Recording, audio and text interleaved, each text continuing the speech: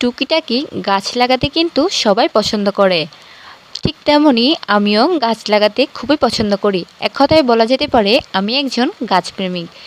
এই যে গাছটা দেখছেন এটাকে বলে হচ্ছে রেইন লিলি। এখন বৃষ্টির সময় এটাকে কেটে দেওয়ার ফলে এখানে কিন্তু প্রচুর পরিমাণে ফুল আসবে।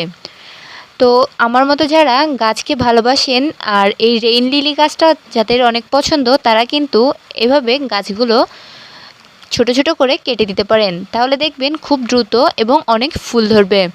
যখন এই গাছগুলা অনেক ফুল ধরবে আমি আপনাদের সাথে সেই ভিডিওটা শেয়ার করব। রেইন লিলি গাছে কিন্তু তেমন যত্ন নেওয়ার প্রয়োজন পড়ে না, তবে গাছটা কেটে দেওয়ার একটাই কারণ যে ওর মাথা ভার হয়ে গিয়েছিল, ফুল আসতে দেরি হতো। আর বৃষ্টির সময়ে ফুল না এলে এই গাছের তেমন মূল্যই নেই।